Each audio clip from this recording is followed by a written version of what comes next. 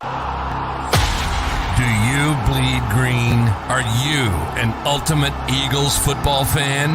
Well, you're in the right place.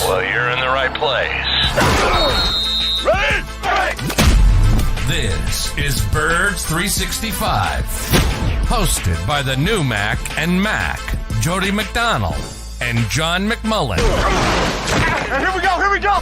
Who collectively have covered and talked about more than 50 plus years of Eagles football. Kick off your day with Birds 365. You'll get debate. We love to argue. You'll get the real story from inside the locker room. And you'll hear from some of the great football minds from around the region. You're about to become an Eagles insider. Get in the game. Join Jody Mack and Johnny Mack and join the football community that flocks to Birds 365. Birds 365 starts right now. Welcome to the NFL. Let's go! Let's go! Go!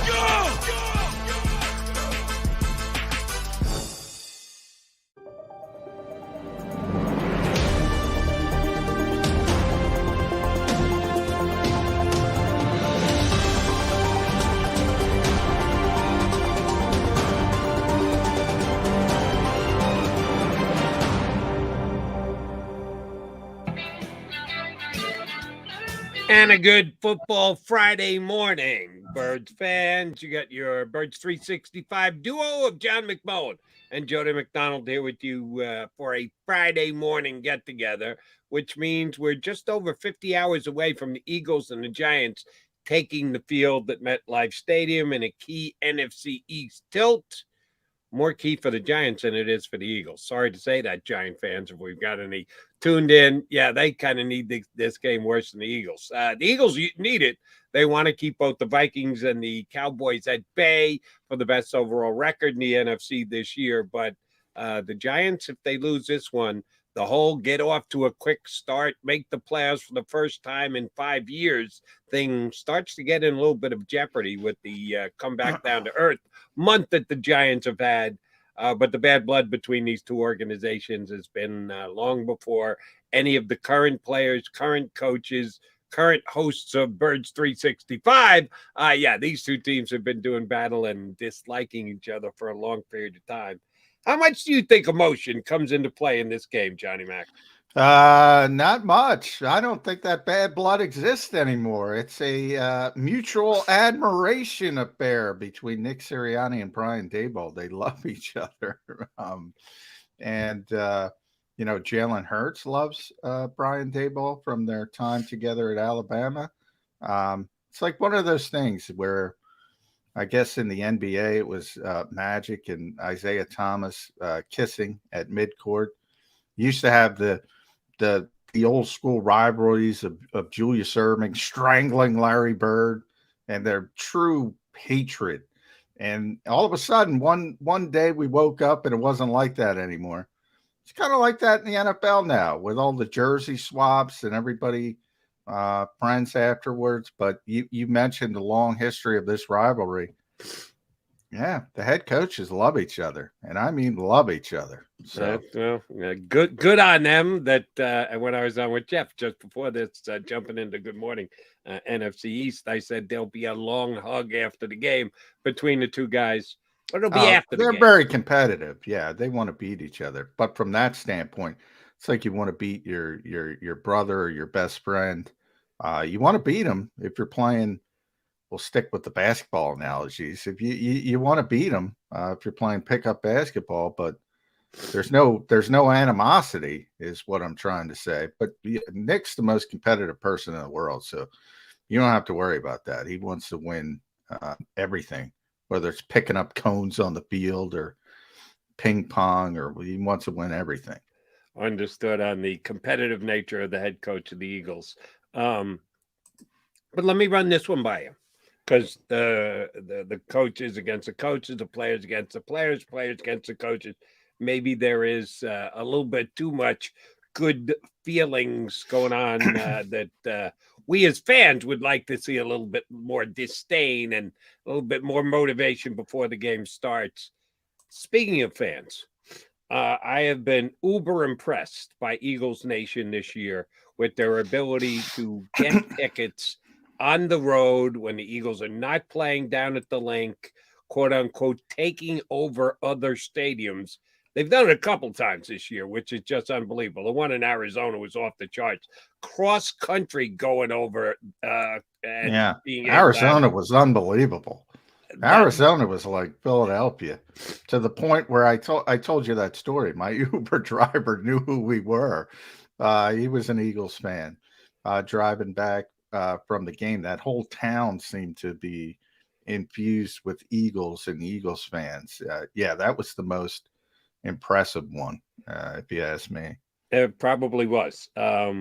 This week's a little bit of a different story. You would think that a trip up the turnpike, which Johnny Mac's going to make to cover the game on Sunday, 2 hours and change from your front door, if you get there at the right time and you're not completely blown away by pregame traffic, you get there early enough that it's not outrageous traffic, I'm guessing, when you head up. Yeah, I try to get there early for that reason, basically. Right. Plus, I got to get there for pregame hits and all that. But, it's not quite that long. It's about a little under 2 hours. A little under 2 hours, right. So if it's that for you and you're a South Jersey guy, Philadelphia people, two and change, not a whole hell of a lot. Certainly easier than getting on a plane, flying across the country to go to a game against the Arizona Cardinals. Yet I don't know how many Eagle fans are actually going to be in the building, because Giant fans, take it from a guy who lived and worked in New York for as many years as I did, Giant fans are a little bit more attached to their tickets than Jet fans. Now, I'm a Jet guy and I've got Jet tickets. And yeah, I do. I'm kind of a living example of it, because I just can't go. I work on Sundays. I have the tickets. I'm going Thursday night. Remember that December 23rd, Johnny Mac, the Friday before. You might have to carry me a little bit on the show, because I'll be in attendance for the Jets. You're going to be a late one. Yeah. The only game I can go to all year, I can go to the night games, because if it's a night that I'm not working, I can do that. So I'm planning on going up to watch the Jets compete against Dougie P. But Jet fans aren't as entrenched as Giant fans. Giant fans go all the way back to Giant Stadium, and they never give up their season tickets. And if you go to their games, they do have an older crowd than Jet fans crowds. How many Eagle fans do you think get into this game? It's interesting you bring that up. I was thinking, now they have taken over that building over the past few years, and I'm talking about that's Eagles when the fans. Giants the Giants were terrible. That's what I'm saying. Now, the Giants are in the midst for a playoff spot, so I'm very interested to see how many Eagles fans can get in the building. As a matter of fact, I was going to ask you that question, because I don't know. I assume Giants fans are not giving up their tickets. They were given, maybe they were giving up their tickets for the past 4 or 5 years because they were so bad. And a lot of the games were late in the season, making it worse because they'd given up all hope. And Eagles fans, it wasn't as bad as Washington, but it was close. I mean, they took over. I can't see them taking over with the Giants at 7-4-1 and still in the mix for a playoff berth. But I got a feeling they're going to find some ways to get in there. There's going to be a decent amount, not as much as you would think for being 2 hours away. And if Ben McAdoo was the coach, or Joe Judge, or Pat Shermer. But I think it's going to be more difficult for Eagles fans to get in there. That's what I was thinking. And last week's tie, kissing your sister, doesn't add to the excitement, but it also doesn't deflate as badly as a loss that the Commanders would have. If they'd fallen behind the Commanders in the division, we're sitting in last place, maybe you have some Giant fans say, wait, the Eagle fans are willing to pay 3 times face value to get into this game. I might have to just make my tickets available to them. I think you'll hear the Eagle fans. I think you'll know that there are Eagle fans in the house, more so probably than any other Giant game that's played this year, if you look at it from a Giant perspective. But I don't think it's going to be what we've gotten used to with the Eagles on the road this year. I think Giant fans are going to there's still be the majority. There's only been a couple of Detroit, as I mentioned, for whatever reason. Detroit was hyped up for the season opener. There weren't many Eagles fans there. there weren't many Eagles fans in Indianapolis either, despite Nick Sirianni, celebrating with each one of them. I can only assume, let's be honest, that time of year, it's not the greatest vacation in the world to go to Indianapolis. So I think they were saving their money for Arizona Part 2, and some other, more high profile games. That's my only explanation for Indianapolis, because they're a bad team and they probably could have got in there if they wanted to. But typically on the East Coast, they've been taking over Washington for years. They've been taking over New York for years. But the New York part of it had more to do with the team being bad. When the Giants are good, and they're not great, but they're good, and they're most certainly in the playoff hunt. It's more difficult to get into that building. Yeah, it's been a while since entering December, the Giants were still in the conversation for a potential playoff spot. That just has not been the case. And oh, by the way, despite the fact that the Giants have lost 2 of their last 3 and the other one being a tie, they're still there, but they're limping in. The Giant injury report, you were down there at NovaCare Complex yesterday. Eagles have a massive did not practice report, most of it resting. And that has become their modus operandi. That's what they do with their veteran players and or some of their younger yet star players. They don't work them as hard in practice as they have. And yes, yours truly has been kind of questioning that all year long. I need to shut up since they're 11-1. It seems to be working for them, and they did so again yesterday. No, the Giants have guys that are actually out, that are not either already been announced out for this game or are looking doubtful because they haven't practiced this week. The Eagles aren't even getting a Giant team anywhere near full strength. Yeah, and Saquon Barkley pops up on the injury report with a neck injury. So, I mean, that is the key one. But, they have so many injuries coming in that, aren't playing. Xavier McKinney and Dory Jackson's probably not going to. Leonard Williams is probably not going to play. These are good players. And one of the reasons they got off to the 6-1 start, a lot of the reasons, they're banged up. We talked to Pat Leonard about that yesterday. That's been one of the issues with the Giants, trying to figure out this problem that the Eagles have seemingly solved as far as game management, getting people healthy from week to week to week. Now, certain injuries are just going to pop up. You're going to get hurt in a football game, torn ACL. There's nothing you can do about that. But when you have all these sort of injuries, whether it's soft tissue, and we talked about it many years here in Philadelphia during the Doug Peterson era, when it seemed like the Eagles would get too many soft tissue injuries. And what are they doing wrong? What are they? I don't know if they're doing anything wrong. And we football people, I say this all the time, Jody, with different reasons. The turnover ratio. Football people don't like the word luck. And I think injuries are luck. I do. At least in part, sure. Yeah, I do. I think it's, there's no magic bullet. There's no right way to do it. Now, look, you can use better nutrition and better rehab techniques. I think the rehab of injuries is more important than, the preventative, because Avonte Maddox, let's use him as an example, because he's probably going to return this week. He's in great shape. He keeps himself in phenomenal condition. And he pulls his hamstring in Houston. And, pretty significant hamstring pull. And he's a pass guy. So it's a bigger deal, a hamstring injury for a pass guy, than, say, an offensive lineman. The rehab and getting him back, and it looks like he's going to only miss 4 games. To me, that's the more important part, that maybe you could handle a little bit better. And I don't know what's going on with the Giants as far as that goes, but the actual injuries, I mean, a lot of players like to give credit to God when they play well. Well, maybe you got to give credit to your God when the luck doesn't go your way. Understood. And you mentioned Vontae coming back to practice yesterday, was quoted as saying not only felt good, felt great. So it looks like he's going to be a go. I'll give Josiah Scott credit. He held down the fort.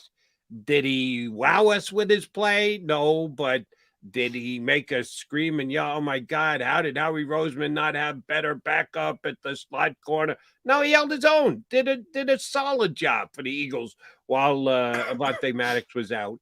He's one of those cross-trained guys who's played a couple different positions, with C.J. Gardner-Johnson not being close to returning, at least 2 weeks away. He going to factor in at the safety position mix at all? Or it's back to the bench for Josiah Scott because Avonte Maddox is good to go? No, it's back to the bench. And, it's more likely that, it's not a rotational position, but maybe because of the injury, maybe, Avonte usually plays a lot when he does play. He's essentially a starter. Yep. As a nickel corner. So maybe if it turns into a 65 snap game defensively, maybe you don't want him out there for 60, 55, 60, and maybe Josiah gets some work in that manner. But Reed Blankenship has played too well to pull the plug on him. Even Kayvon Wallace has been a disappointment, but in recent weeks when he's gotten his opportunities, he's played better. And these are natural safeties who understand the position a little bit better. And look, maybe if they were playing Kansas City or Buffalo and they had a quarterback or an offense that had the ability to take advantage of maybe some holes in the pass defense down the field, maybe there would be a chance if Reed played poorly and you just tried to put the veteran in there to calm things down. But the Giants, Daniel Jones has improved. We've talked about that. I think the biggest part of Daniel Jones this year, the running, he's very big. The Eagles are going to get a little bit of a taste of their own medicine with the RPO game. That's number one. Number two, hasn't turned the football over like he used to. I mean, this guy was a turnover machine early in his career, and he's protected the football much better. But while I say that, they just don't have the weapons to stress you downfield. They just don't. So I don't think you're going to see Reed Blankenship giving up 4 touchdowns. So there's going to be no reason to go away from Reed Blankenship. If Daniel Jones isn't throwing INTs, which you're right, Jalen Hurts has 3. Daniel Jones only has 4 for the entire year. So he has cut way back on that. You know what that means? Another massive day for punt returning maven Britton Covey, who got the job done and gave the Eagles good field position last week. Maybe he has another breakout game. We'll see. Yeah, I don't know much about the Giants punter, but to me it has to do with, like I said, that kid in Tennessee has such a strong leg, and he hasn't figured out that, all right, the job isn't to kick it as far as you can kick it on every single punt. There's more to punting, and he would just outkick his coverage, and they had so much room.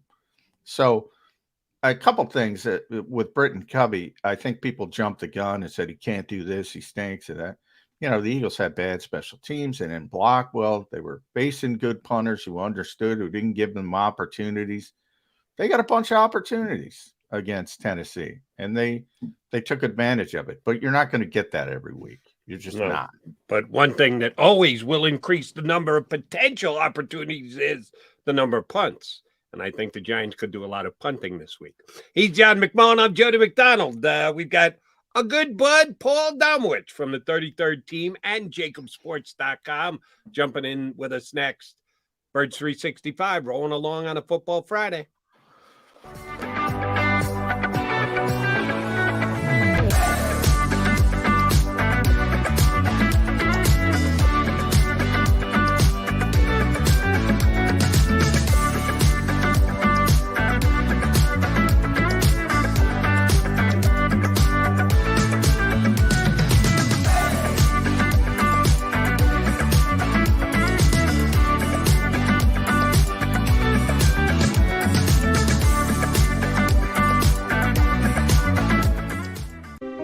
Pond Lehocky, we've recovered billions of dollars for our clients, and we're confident we can do the same for you.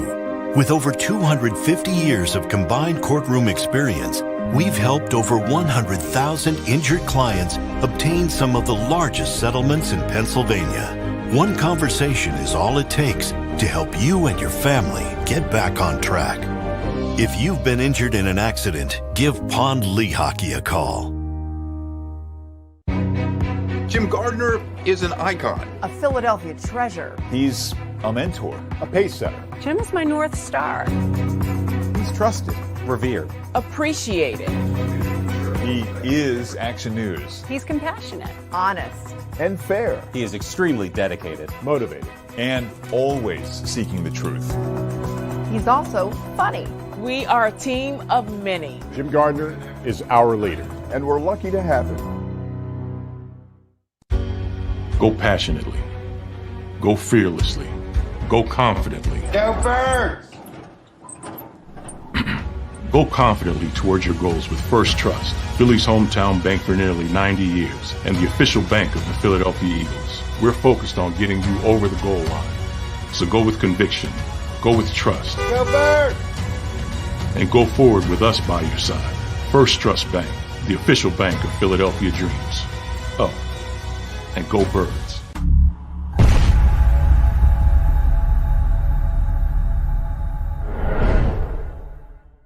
We all know that taxes are just part of life. It's true during our working years, but also in retirement. But what you might not know is up to 85% of your Social Security benefits might be taxed. Our team at Thrive Financial has helped retire thousands of people across the Delaware Valley by asking questions they never knew they needed to ask, including how their Social Security benefits might be taxed. It's time to be proactive on taxes. Get your Thrive Retirement Tax Playbook today.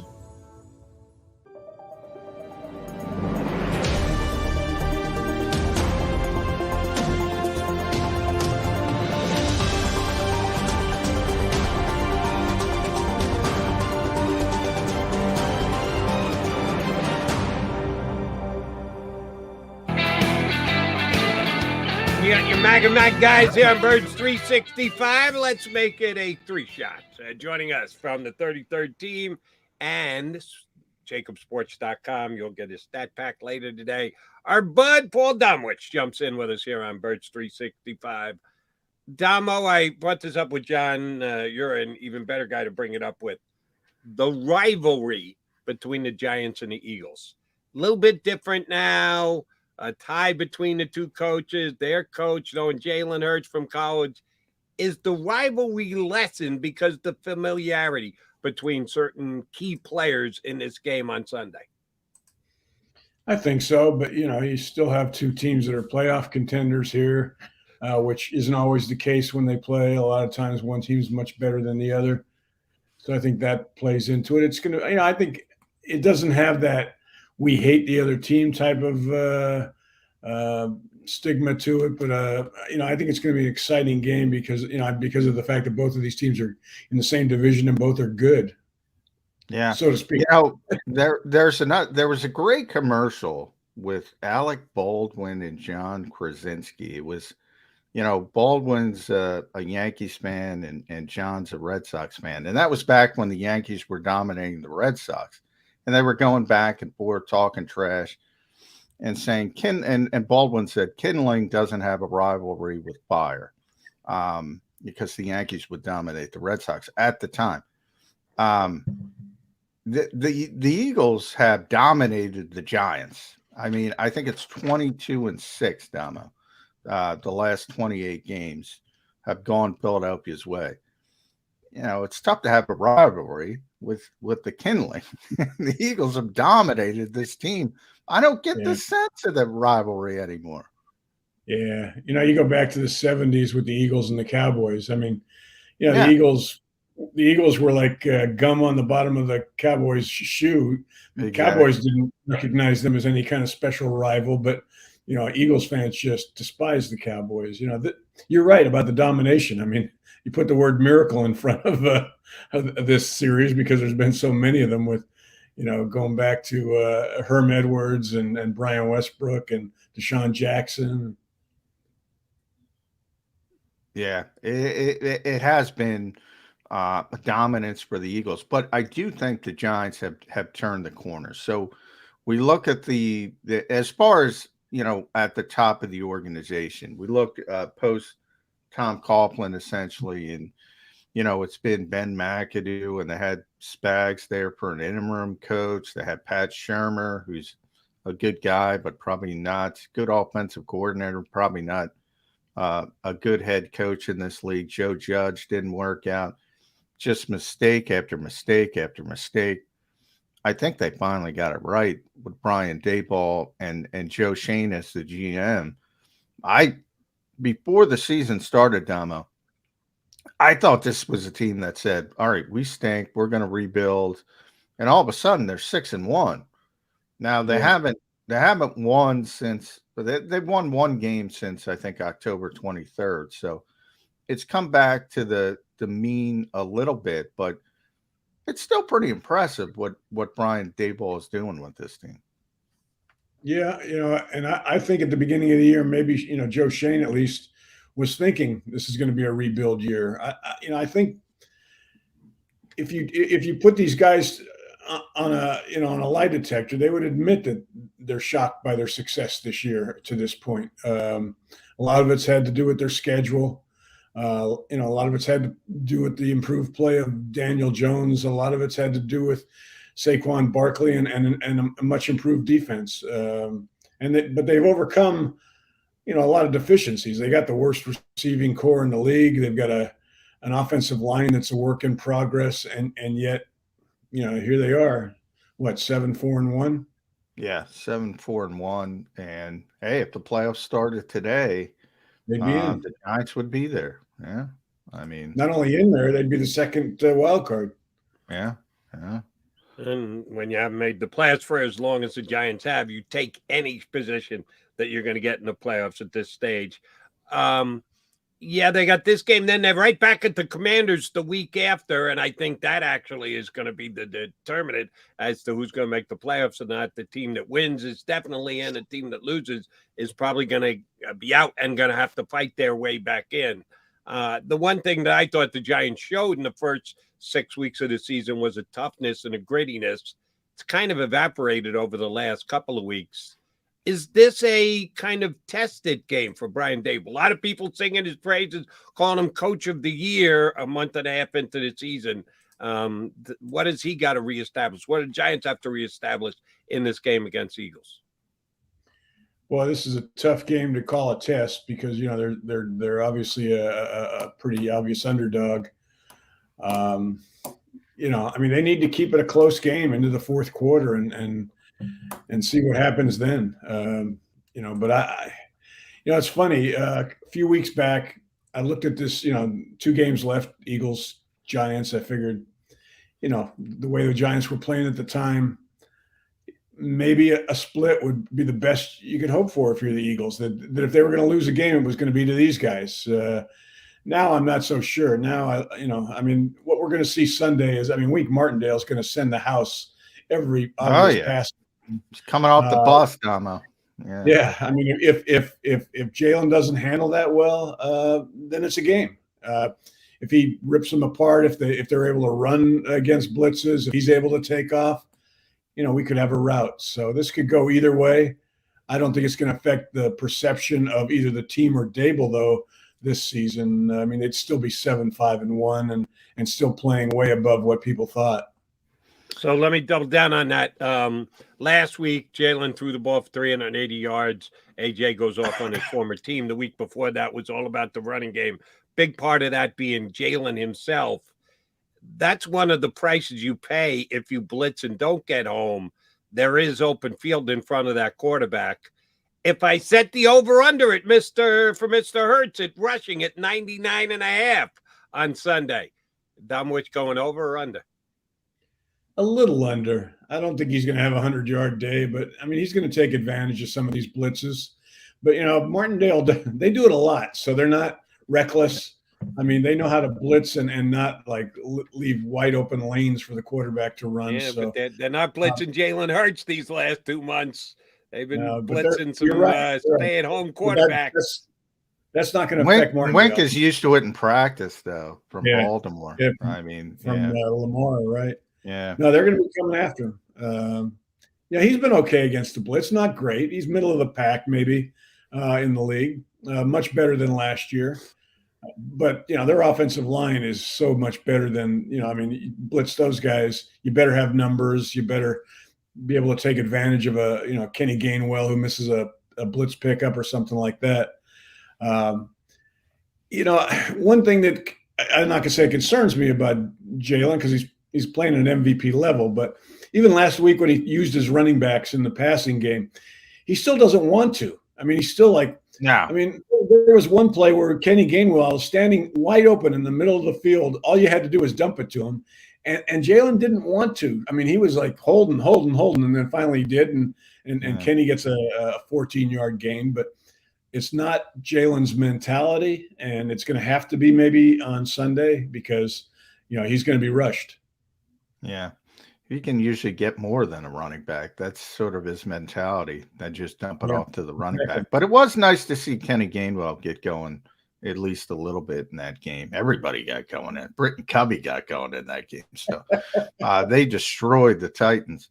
But, we've had this sort of theme of the season, revenge games. And last week it was A.J. Brown. And that was a legit revenge game for A.J. Brown because he was not happy how things ended with Tennessee, obviously. And the Eagles are out there getting first place GMs fired, John, which was crazy. But this week it's James Bradberry.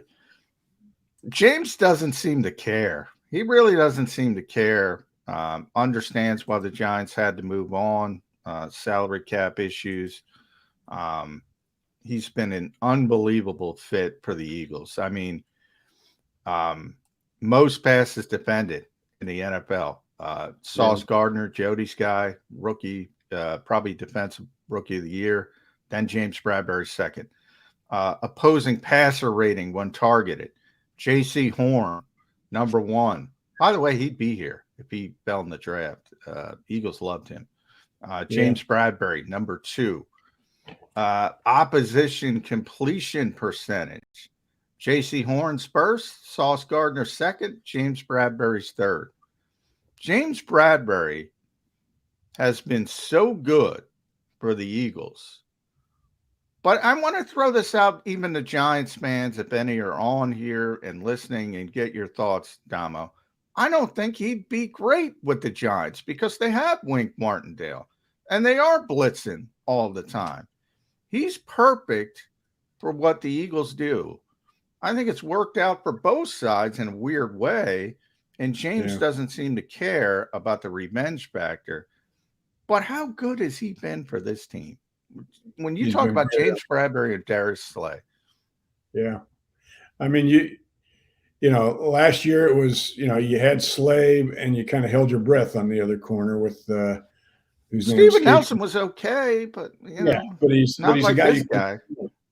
Yeah. I mean, now you got two solid corners, and it just reduces the options for a quarterback, especially a quarterback who's under pressure, like most of the quarterbacks have been against the Eagles this year. Jonathan Gannon, he takes so much heat, and yet he knows how to maximize the ability of every player on that field when they're out there, which is why I think he's such a good defensive coach. Yeah, it's weird how much heat he takes.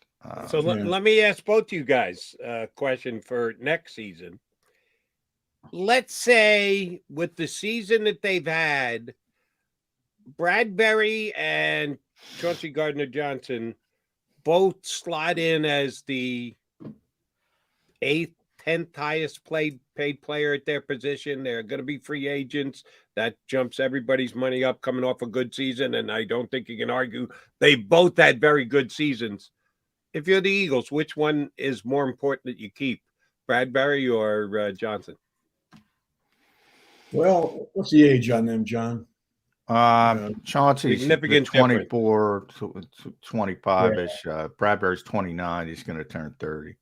I would say Chauncey, because of the age, because of the versatility. I mean, as good as Bradberry's played, they're in a situation with with the draft, multiple first-round picks, I think they can get a top corner.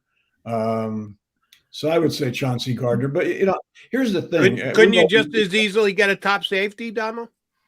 Yeah. But, we've seen – the guy's was leading the league in picks when he got hurt. There's something special about him. Bradberry's very good. He's having a terrific year. I don't think you would – I don't think you're going to say this guy is ever going to make the Hall of Very Good. He's just played really, really well this year. But here's the thing. We've seen reports. The salary cap is going to take a huge jump this year, which eliminates a lot of the hard thinking that teams are going to have to do as far as, well, can we sign can we sign this, can we sign Jalen Hurts and still sign 3 other guys to big contracts? They may be able to. But Damo, let me just break in there because I've heard that a bunch. And here's why I at least somewhat disagree with that. Because while the salary cap is going to go up, I think everyone's assuming the quarterback pay is going to stay the same. They're the first guys who are getting the bump. So that percentage, so when we see the quarterback contracts right now, the percentage is what it is. That's not going to stop. If they get 20 million more on the cap, well, the quarterbacks are first. They're getting the 20% bump.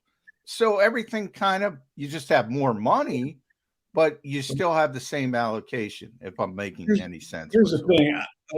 Number one, I'm not so sure that they're going to sign Jalen Hurts right away because I don't think he's going to wait until he gets an offer he really, really likes because of the bargaining position he's in. They still have him for another year on his contract. You got 2 years with franchising a guy. So it's a mistake to make the conclusion that suddenly next year they're not going to have money to work with. Second thing is Jalen will work with them, I think. Not that he's going to take any less, but structuring a deal that maybe the first 2 years of his deal aren't going to take a lot of their cap room, which will then allow that because he knows this is the time. This is when next 2, 3, 4 years they've got a chance to win one Super Bowl, maybe more. So he's going to do everything I think possible to help that without shortchanging his bank account. Damo, a couple weeks ago here on Birds 365, and you might have been in on it with us. We all wondered how the hell are they going to replace Dallas Goedert? If there's a guy that can't be replaced on the Philadelphia Eagles, it's Goedert because the Eagles' backup tight ends are what they are. They're just nowhere near the talent level of a Dallas Goedert, where at other positions, Eagles have very good depth and the talent drop-off is not as significant. Yeah, they scored 40 points and 35 points the last 2 weeks. I guess they haven't missed Dallas Goedert near as much as some of us worried they were going to. How are they going to tap into that again? Are they and I gave this stat yesterday. You may or may not have heard it. The first time the Eagles have scored 5 offensive touchdowns in back-to-back weeks since 1981, the Jaws-led Eagles back in the year after the Super Bowl, the last time they scored 35 back-to-back games. Can they make it 3 in a row? And if so, how will they do so? Is it the wide receivers? Is it a Miles Sanders breakout game? Is it Jalen? You said he's going to be held to 90-something. I'm going over 100, so I'm suggesting it's him with his legs more than anything else. Can they keep it up and score 5 touchdowns again? They can, but the Giants have a pretty good defense. So, I think, but then we said that about Tennessee last week. So, yeah. It's funny. Jack Stoll's played surprisingly well. He's not catching a lot of passes, but he's been a solid blocker. They've played almost exclusively 11 personnel since Dallas got hurt. And, Quez Watkins has become a factor. Last week, we were talking about the running backs earlier. They caught, I think Sanders and Kenny Gainwell combined for like 5 catches. And then you factor in the run game. They've got so many options not only in the passing game, but the running game that, you can take out one of the best tight ends in the game for a few weeks. And it's like they don't even miss him. It's just I think it speaks to their talent and the fact that, it all starts with that offensive line. They've been able to move on without the help of Dallas in the running game. They're just so good, and they've managed to stay healthy for the most part. So you start to think about special seasons, Damo, because I was like, well, Avante went down, and Josiah Scott's going to be an issue, and he gave up some plays in Indianapolis, but he held down the fort. And then even more so, Reed Blankenship, undrafted kid from Middle Tennessee State. Chauncey Gart, we talked about Chauncey. He's leading the NFL in interceptions. You go, wow, that's a big downtake. Yeah. He's played better than Chauncey, at least from the film. If you look at Pro Bowl, he's played better, very small sample size against offenses that can't really stress you. But he's played better than on a play-to-play basis than CJ. Yeah, smart kid. I think what is going on here? Yeah. It's funny. You go back to 2017, guys. I mean, Carson Wentz goes down in LA Coliseum, and it's like, it's over. Season's gone. And here comes Nick Foles. Spends the last 2 weeks of the season kind of getting the rust off, and then goes into the playoffs and has, playoffs for the ages. I mean, I think his third down passer rating in the playoffs in those 3 games was like 140. I mean, it was just amazing. Yeah.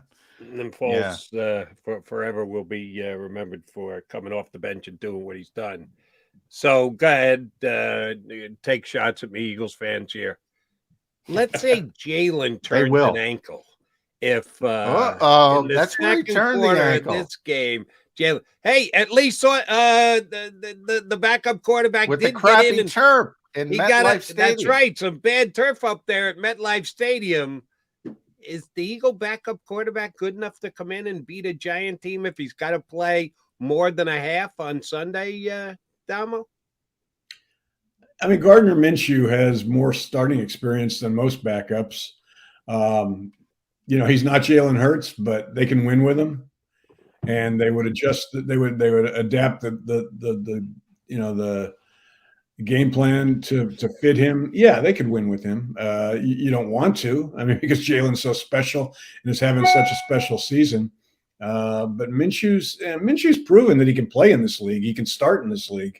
It's killing him that he's sitting on the bench he can't he's go into Nick's office this year. Hey Nick, when you see what's happening around the league with some of the backups. Although, the Rams signed Baker Mayfield, and he goes out there and looks like an all-pro Sunday, yesterday. Josh McDaniels, by the way, should be embarrassed. I mean, he loses to Jeff Saturday with 5 days of prep, whatever it was. And then he loses to Baker Mayfield just got off the plane. How do you lose that game? Yeah. It's unbelievable. Yeah. I do want to talk about the quarterback here, though, and Jody brings up that game. He brings up the sprained ankle. That's where Jalen Hurts hurt his ankle. MetLife Stadium, the Giants game, which happened to be his worst game as a starting quarterback in this league.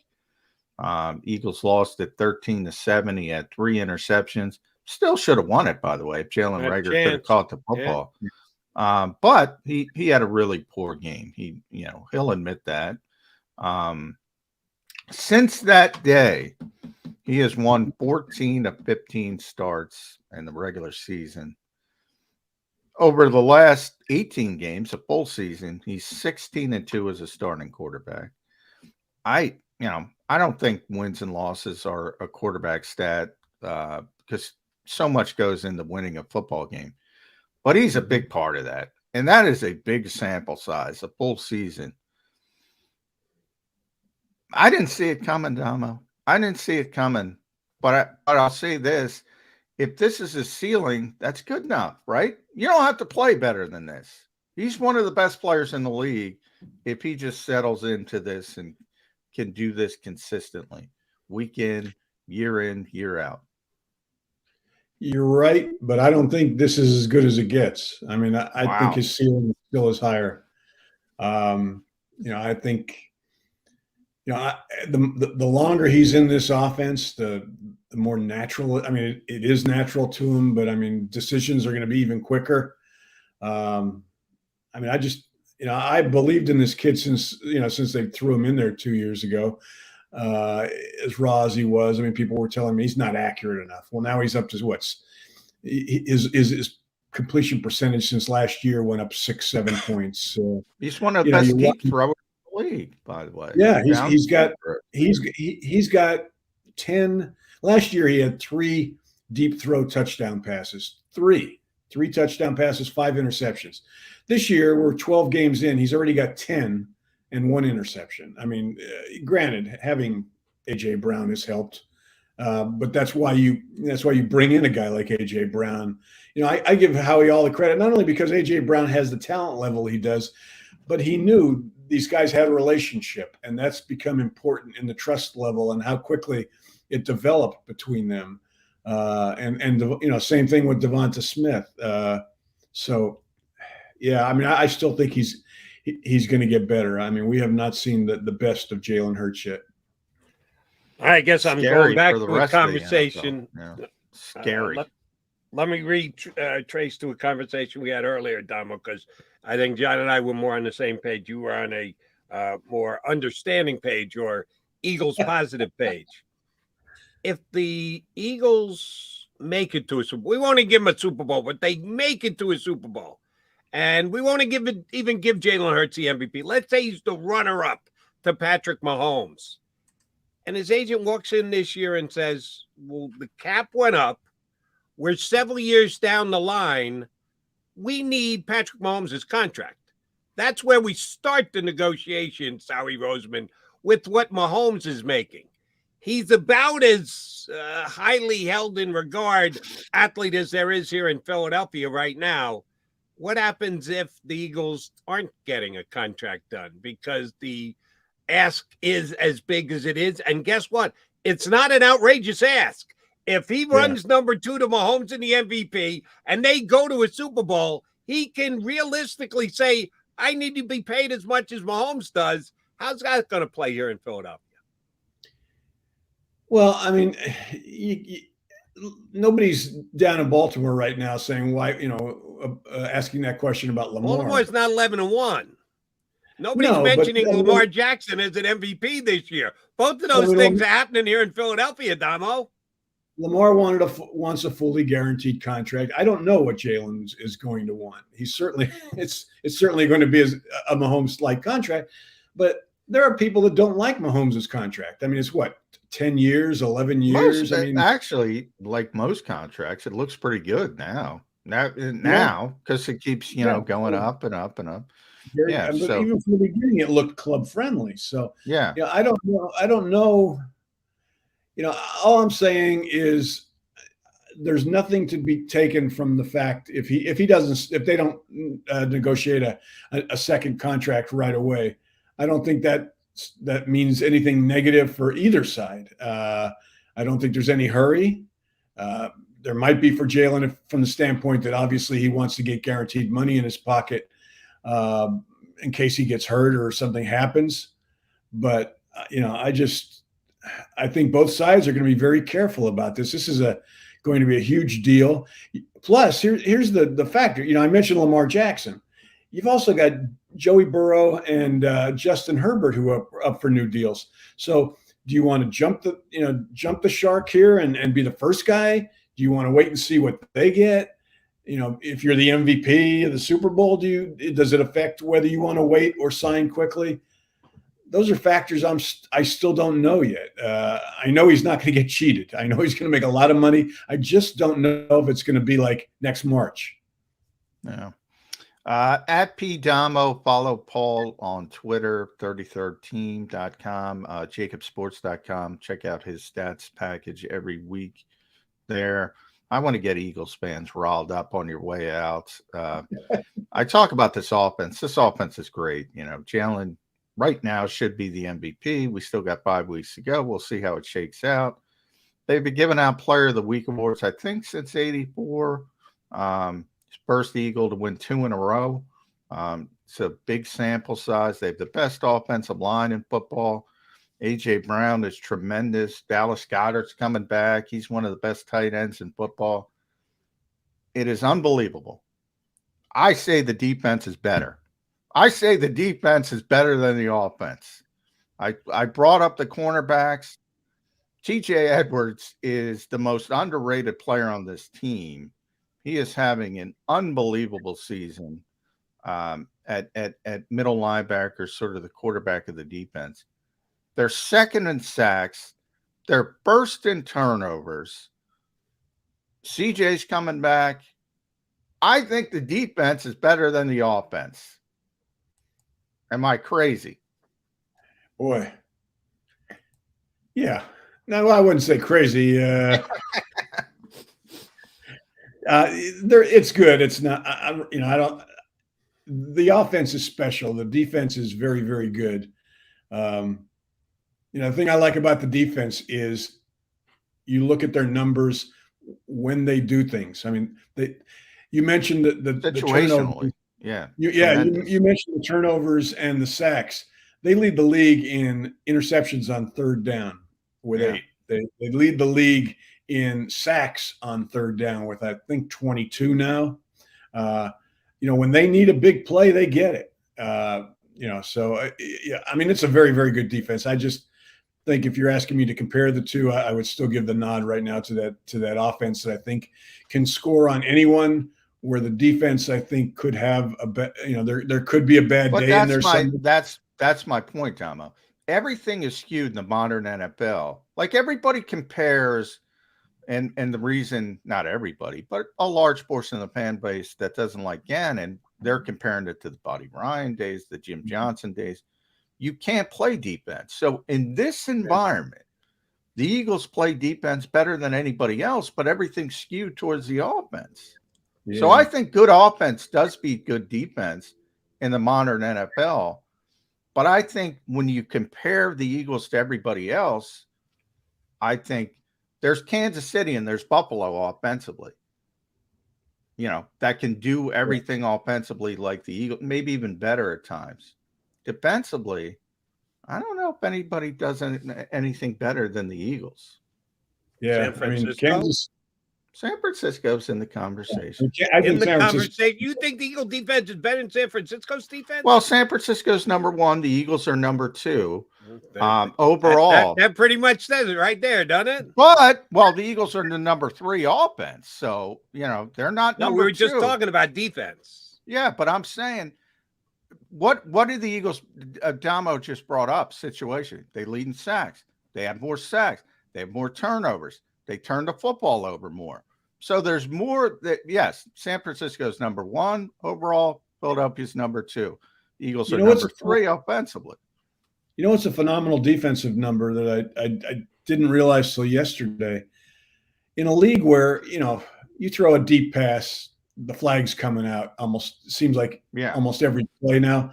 The Eagles have 4 defensive pass interference penalties this year. Wow. 4. Is that it? Yeah. 4? That's all they got is 4? Yeah. I mean, there's some holdings and defensive holdings or illegal contact.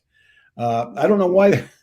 There's some reputation involved there. When you're a good player, like Slay, you go back to the Justin Jefferson game. Slay could have had 4 interceptions in that game.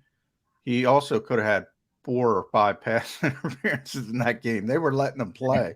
So Bradberry's the same way. He's so savvy. He's football. He gets away with some stuff. But that's part of it, though. When you build up your reputation to that point, there's nothing wrong with it. So that's a great stat, Damo. And you get that Damo stat pack on JAKIBsports.com. Included in there will be a prediction or no. Whether there is or not, I'm going to need one out of you here, Mr. Domowitch. Sounds to me like you believe the Eagles are going to win. The question is how handily. Well, you mentioned the 5 interceptions or 5 touchdowns earlier. I'm going to go with 4, maybe 31-13. See, defense better than the offense. If they win 31, only 13, 4 touchdowns. Defense and offense. Only 4 touchdowns. I was joking. Only 4 touchdowns. 4. All right. Damo, always a pleasure, buddy. Appreciate it whenever you hop in, bud. Thanks for doing so. We'll get you back up in a couple of weeks. Enjoy your weekend, including Eagles-Giants. Thanks. Take care, guys. Thanks for having me. Paul Domowitch here with us on Birds 365. Damn. He's so close to my score. It's scary. Johnny Mac, no, you got to run. You got to get over and listen to what Coach Sirianni has to say, including his bromance with the head coach of the New York Giants. Before you go, you must lay a score on us. You, for the first time last week, picked against the Eagles. I had done so once. That was against the Cardinals, and they could have lost that game if they had if they didn't have the better of the two replacement kickers that day. You took a shot last week with Tennessee. Not close. Neither one of us is going to the Giants this week. About a month ago, I'll say, looking ahead at the schedule, you always do. You do it every single week. Where could a loss come in? Where could that's where I fell into that trap with Tennessee. You did. And a month ago, I could have fallen into that trap with the Giants here in this game. Because they started to make me believe. Did I think they were going to the Super Bowl? No. But could this team, Giants, win double-digit game, 10 or 11? And they still can.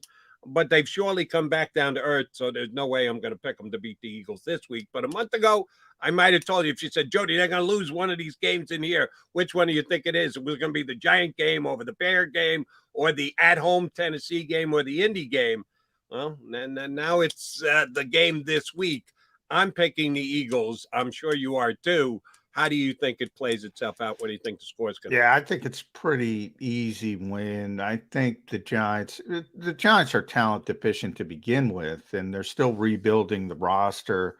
As I mentioned, I think Brian Daboll has done a tremendous job. Joe Shane as well. I think they're headed in the right direction, but they need, a couple off seasons to replenish the talent. And they started already with Kayvon Thibodeau and Evan Neal. Andrew Thomas is finally starting to play like a legit, elite left tackle. There's a lot of good things. Xavier McKinney, when he gets back, he's injured now.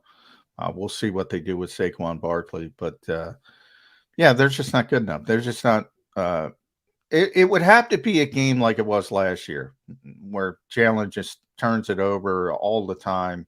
3 interceptions, no touchdowns. That's not going to happen. He's improved to such a degree.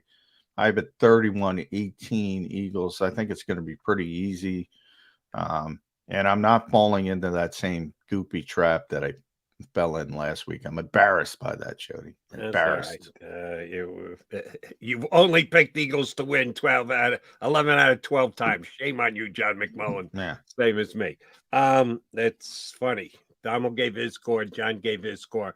I'm going to give mine. 3 weeks ago against the Colts, I predicted a 31-20 Eagles victory. It didn't happen, but they won the game.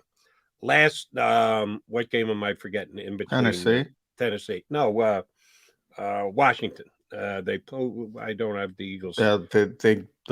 That's their one loss, obviously, Washington. The Green Bay game, the one in between Indianapolis and Tennessee.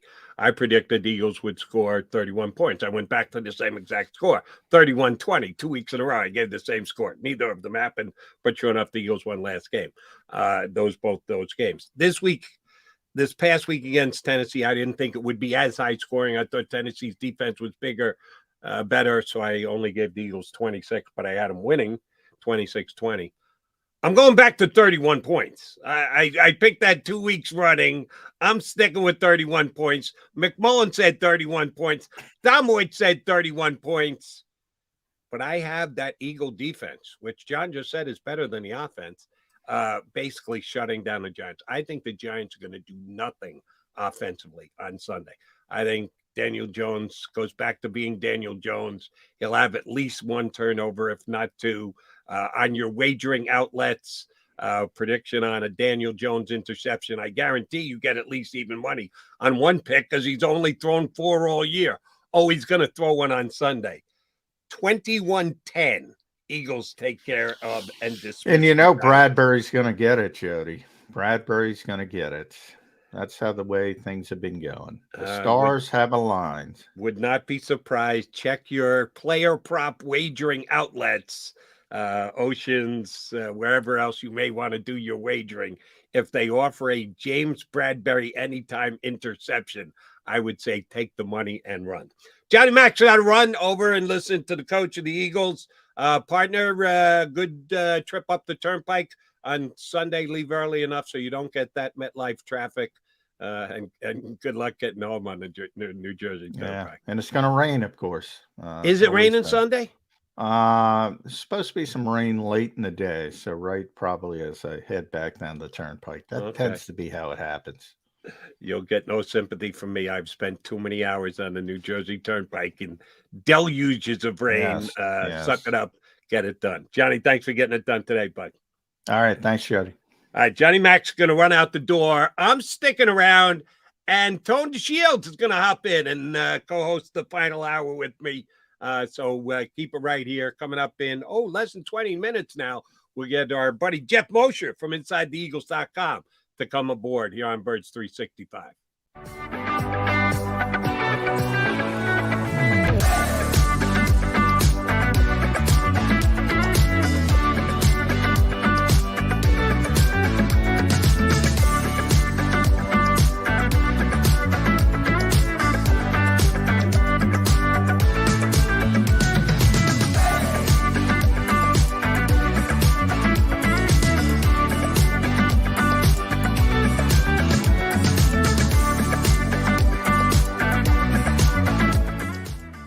At Pond Lehocky, we've recovered billions of dollars for our clients, and we're confident we can do the same for you. With over 250 years of combined courtroom experience, we've helped over 100,000 injured clients obtain some of the largest settlements in Pennsylvania. One conversation is all it takes to help you and your family get back on track. If you've been injured in an accident, give Pond Lehocky a call. Jim Gardner is an icon. A Philadelphia treasure. He's a mentor, a pace setter. Jim is my North Star. He's trusted, revered, Appreciated. He is Action News. He's compassionate. Honest. And fair. He is extremely dedicated, Motivated. And always seeking the truth. He's also funny. We are a team of many. Jim Gardner is our leader, and we're lucky to have him. Go passionately. Go fearlessly. Go confidently. Go Birds! Go confidently towards your goals with First Trust, Philly's hometown bank for nearly 90 years, and the official bank of the Philadelphia Eagles. We're focused on getting you over the goal line. So go with conviction. Go with trust. Go Birds! And go forward with us by your side. First Trust Bank, the official bank of Philadelphia dreams. Oh, and go Birds.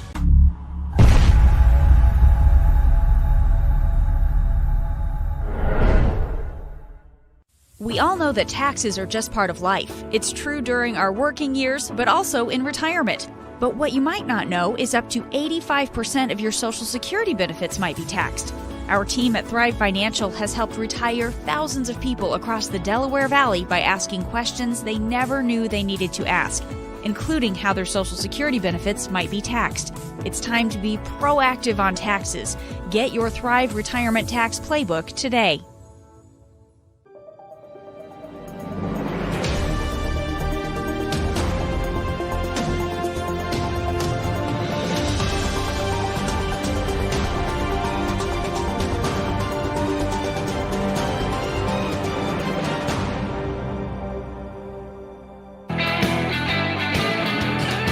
Johnny Mac out the door, going over to Eagles media's availability to hear what the coach has to say prior to this showdown game with the Giants and the Eagles. So, John DeShields jumping in with me for hour number 2. He'll help me get you guys home and get prepped for the game coming up this weekend against the Giants. Don't need your take. Now, you're a younger guy than either McMullen or myself. You might have a different view on this than us. The rivalry that is the Giants and the Eagles. Johnny gave you the numbers. You draw your line wherever you want. The last 2 years, the last 5 years, the last 10 years. Eagles have gotten the better of the Giants. There's no arguing that. But the Giants have actually won 2 of the last 3. So, again, if you want to draw your line wherever you want, you can make an argument. I think that's kind of fudging it a little bit to make a Giant argument. But Jalen Hurts did get beat in that building last year. Jalen Hurts did have his worst game as a Philadelphia Eagles starting quarterback there last year. How big does that play in this game coming up, the fact that Hurts is trying to rebound from his worst showing as an Eagle? Well, first things first, Jody, it's always a pleasure working with you, my man, as always. But, when it comes to Jalen Hurts, what makes him so special, right, is he knows how to not make it about him. He knows how to stay in the moment. And trust and believe, he hasn't forgotten that game. He hasn't forgotten the fact that he laid an egg in MetLife. He threw 3 interceptions. He went 14 for 31. He played terribly. And you can make an argument that was the worst game of his career. So I'm pretty sure internally he wants to slay that demon. He wants to slay that dragon, right? But again, Jalen Hurts is one of those guys that he doesn't tend to make anything about him. He focuses on the moment. He focuses on the now. He doesn't get too high, doesn't get too low. And I think that's one of his most domineering traits, the fact that he knows how to stay balanced. He knows how to stay even keel and just doesn't allow his emotions to get away from him. So I don't know how much it plays into it. I don't think it plays too much into it, but I still believe that he's highly motivated to continue the momentum that the Philadelphia Eagles have built thus far. I think you're dead on right about that, because that's what's made him an MVP candidate, is the fact that he can narrow focus. He can keep his attention to what is presently in front of him and not worry about what's happened before and or look too far ahead. He has shown the ability to just stay in the moment, and he'll be in it against the Giants on Sunday. And the other thing that I think heavily leans in the Eagles' favor is they're just better. They've got guys that you can point to and say, all right, you need a big play here. This guy's going to give you a big play. A.J. Brown, T.J. Edwards on defense, the new additions to the defensive line, Hassan Reddick coming off the edge. They got a bunch of guys who have just flat out made big plays all year long. Who do the Giants have who you would put into that guy? All right, you need a big play here on either offense. Who's the individual player? Yeah, I don't know who that guy is on the Giants on either side of the ball. Yeah, we got Saquon Barkley is one of the biggest highlight players in the National Football League. It's been about a month since he's had a highlight play, so it would have to come against the defense, which is playing dynamite football right now. I don't have a Giant guy I can point to and say, hey, game hangs in the balance. Eagles are up by 6, fourth quarter. This guy's going to make a defensive play, or that guy's going to make an offensive play that's going to give the Giants the lead. I don't think they have that guy. Do you? No, I actually don't think they do. And you brought up a good point.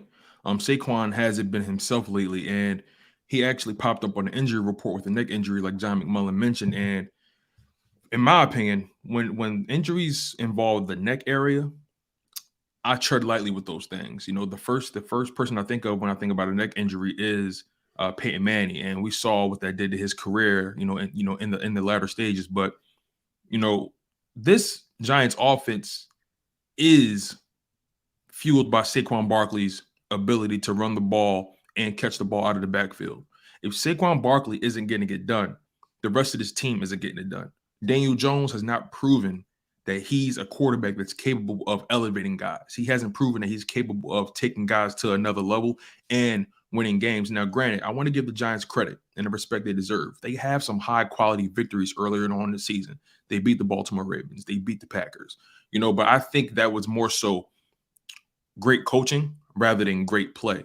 So to answer your question directly, Jody, I don't think they have a player that's going to catch that ball at a crucial 3rd and long, or I don't think they have a player that's going to be able to catch that ball on a crucial 4th down conversion. They're thin. They're thin everywhere. They're thin at cornerback. They're missing Adoree Jackson. They're thin at wide receiver. They may be missing Richie James. He was limited in practice. They're just not talented enough. It's unfortunate, but this is who they are. And I think they've peaked. I think they've hit their ceiling. And I think now they're just at that point where they're just trying to, make their way into the playoffs as unscathed as they possibly can. But I just think this Eagles team is just too much for them. They're not going to be able to keep up with them blow for blow. This Eagles team has proven that they're capable of putting up 30-plus points in regularity. Know that Barkley showed up on the injured list yesterday as limited with a neck.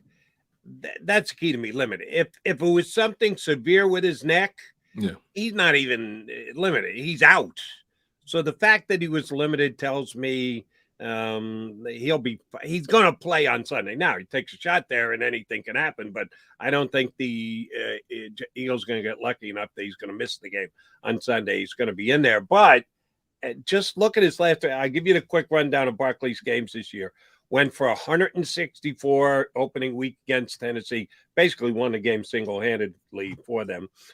71 the next week against Carolina. 81 against Dallas. 146 against the Bears. Came back with 70 against Green Bay. 83 against Baltimore. 110 against Jacksonville.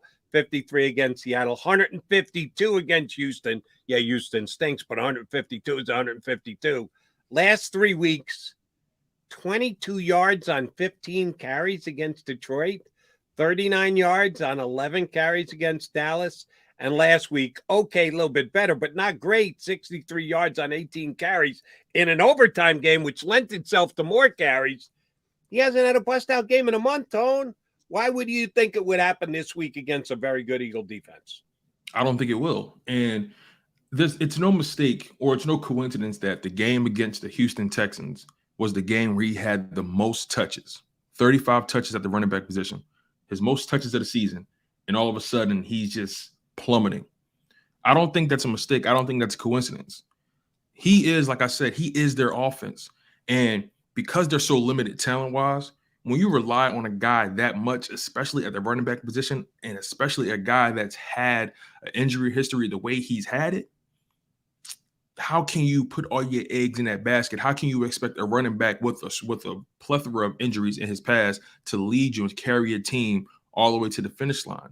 It's a poor model, but I got to give Brian Daboll credit for maximizing the roster as is. You know, at the end of the day, this team is playing well above their means. And, you know, Saquon Barkley, he's having a great year, a great comeback season, you know, from previous seasons, you know, dealing with nagging injuries. You know, it's just not a sustainable model. And I don't think anything changes this Sunday. Think about this Philadelphia Eagles run defense who's starting to actually find their way. We talked about this, you know, many weeks ago, how the Philadelphia Eagles are actually going to have to go up against maybe the toughest stretch of their season because of the fact that because of their weakness in the running game and because they're going up against this gauntlet of talented running backs. It's ironic because their one loss of the season came against the weakest running back core on, you know, in this stretch. You know, they lost to Brian Robinson and Antonio Gibson, but they managed to limit Aaron Jones and A.J. Dillon to a degree. A.J. Dillon was kind of killing those guys, but they managed to limit those guys for the most part. They managed to shut down Derrick Henry. So it's just fascinating how this Eagles team is starting to figure out their run defense. And on top of that, they're figuring out special teams as well, something that we thought was never going to get figured out. So this Philadelphia Eagles team is starting to get better and better as the season goes. And I just don't think the New York Giants have the capabilities to keep up with something like that. I don't think Saquon Barkley has it in him to be able to deal with all that beef on the Eagles defensive line. Agreed. And yeah, that Washington game is the only loss that the Eagles have had. And they got beat between the tackles in that game as far as the run defense goes. Saquon can go between the tackles, but still, the thing you want to keep Saquon from doing is getting to the edge because he's got big playability if he gets one-on-one with a defensive back on the outside. I think that they will throw everything that they have at stopping Saquon Barkley. You know, that's my one knock on Jonathan Gannon. Overall, I think Gannon is a well above average defensive coordinator, but he can be a little bit stubborn. It'd be interesting to see. They have not faced an individual guy this year like Saquon Barkley, where the rest of the offense was something you could underemphasize. That you could say, all right, well, we'll let him take a chance. Gannon's overall philosophy is don't give up the big play. Don't get gashed. Don't worry about giving up 3 yards of carry. Just make sure that nobody gets by. Do you have any fear that the Giants are going to get somebody behind this Eagle defense? I don't know that they need to play as many secondary players as they do. I would make sure that if you keep Saquon Barkley under wraps, you're going to be able to hold the Giants to 10 points. That was my prediction. I'll stick with the 10 points. I think he shows some flexibility this week. Coach Gannon, how about you?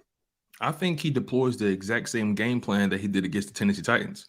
You know, it may not have seemed it, but if you pay attention, he was stacking the box a bit throughout that game, forcing Derrick Henry to run up against at least a 7-man box.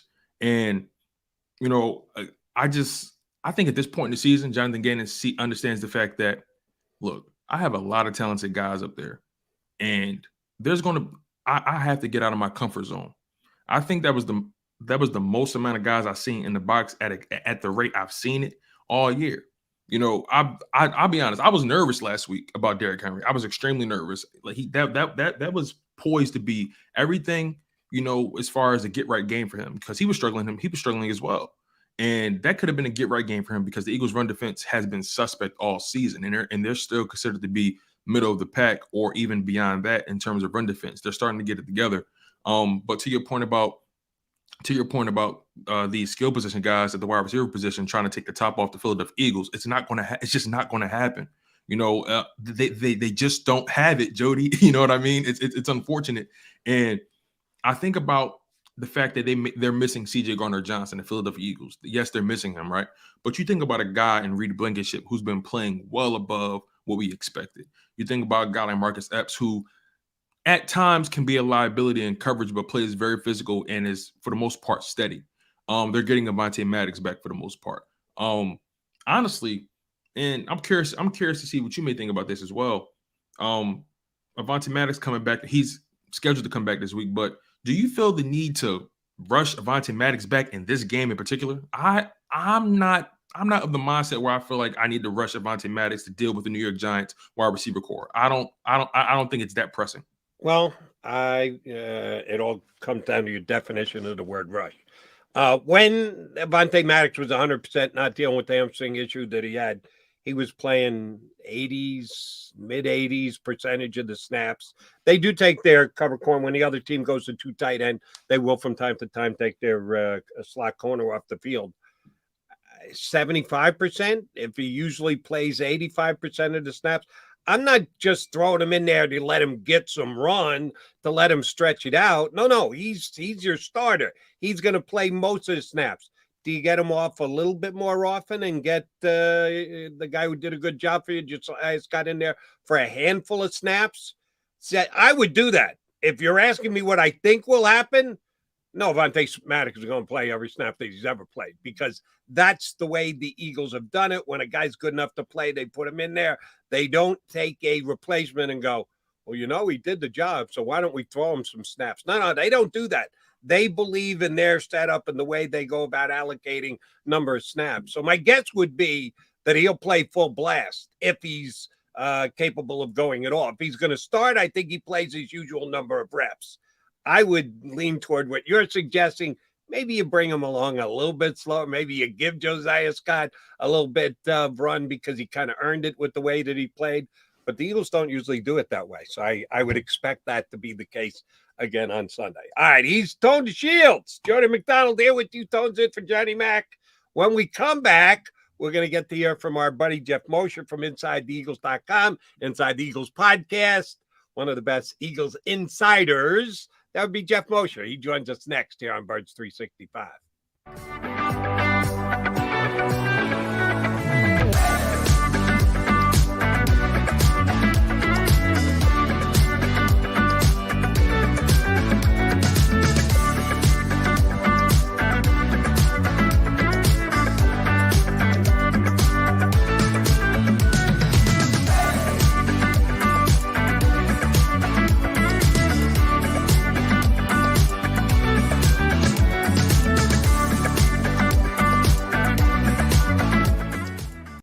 At Pond Lehocky, we've recovered billions of dollars for our clients, and we're confident we can do the same for you. With over 250 years of combined courtroom experience, we've helped over 100,000 injured clients obtain some of the largest settlements in Pennsylvania. One conversation is all it takes to help you and your family get back on track. If you've been injured in an accident, give Pond Lehocky a call. Jim Gardner is an icon. A Philadelphia treasure. He's a mentor, a pace setter. Jim is my North Star. He's trusted, revered, Appreciated. he is Action News, He's compassionate. Honest. and fair, he is extremely dedicated, motivated, and always seeking the truth. He's also funny. We are a team of many. Jim Gardner is our leader, and we're lucky to have him. Go passionately. Go fearlessly. Go confidently. Go Birds! Go confidently towards your goals with First Trust, Philly's hometown bank for nearly 90 years, and the official bank of the Philadelphia Eagles. We're focused on getting you over the goal line. So go with conviction, go with trust, Go Birds! and go forward with us by your side. First Trust Bank, the official bank of Philadelphia dreams. Oh, and go Birds.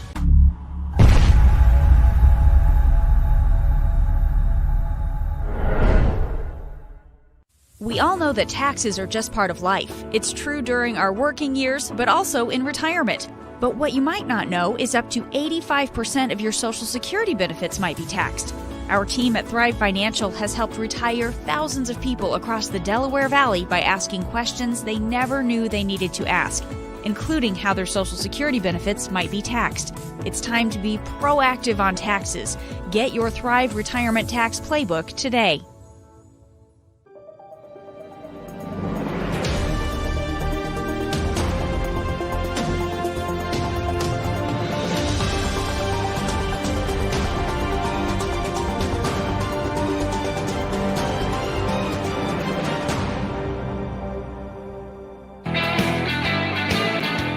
Appreciate you streaming in here on Birds 365. Toad Shields in for Johnny Mac with me, Jody Mac. Joining us now from inside the Birds podcast.com, our buddy Jeff Mosher. I screw this up all the time. I did it the last time with Mosher.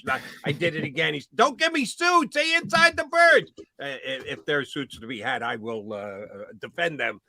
Mosher, how you been? Been a couple of minutes since we had you on the show. How's your Thanksgiving? It was great. I hope you guys had a great Thanksgiving too. We did, and it was okay for the Eagles on Thanksgiving week. They played 11-1 football. Trying to not hurt myself while patting myself on the back. I picked the Eagles to go to the Super Bowl before the year started. 11-1, no shot, no chance. I had to go 11-1. Nobody did. Maybe Jalen Hurts' mom, but that's about it. Had them at 11-1 in this point. What has been the key element? A lot of things have gone right. A lot of players are playing better than thought. What to you is the key element as to why the Eagles, 12 games into the season, are the only 11-1 team in the NFL? Wow, that's a tough one. The one key element, because I had felt for about probably the first 8 to 10 weeks of the season that beyond the obvious play of Jalen Hurts and the offensive line and the defense, the coaching, things like that, that the number one reason that they had started off undefeated and even were 11-1 is that they were leading the turnover ratio department by far. They were, I think, at one point they were plus 15. I think the Ravens were then plus 6 or plus 9, something like that. So they were, that to me, because most games are one possession games in the NFL. Mm-hmm. So when you're stealing 1 to 2 possessions per game, as they were doing by having about 15 takeaways in 8-9 games, then you're putting yourself in such a great position. You're resting your defense. You're giving your offense short field. So it allows all the other things you're doing well to really manifest. But if you look over the last 4 weeks, Jody, I don't think to my knowledge, I don't think they had a takeaway against the Titans. I'd have to go back and look, and they still won that game 35-10. So maybe that theory is going downhill. I mean, when you have the overriding thing, and is that when you're built strong in the trenches, you're going to compete. You're going to be competitive in every football game. That's why the Eagles last year, despite some real talent issues at spots, were still 9-8 because they have one of the best offensive and defensive lines in the league. When you have that, and then you can surround that with the other good things, improve quarterback play, good play calling, good coaching, a secondary that finally, for the first time in a long time, complements what the front end of the pass rush does. Well, that's what takes you from being a competitive team that can be in every game to a team that can win nearly every game, and that's why the Eagles are the way they are. Yeah, Jeff, you brought up a lot of good points. First and foremost, pleasure to make your acquaintance. Welcome to the show. Thank you. Like Jody said, they're 11-1. No one saw this coming, and they clearly show no signs of slowing down, as we can see. And you've checked so many boxes. This team has checked so many boxes as far as how they've been able to get it done. They're considered to be one of the more versatile teams in the NFL because of the versatility of their style of winning.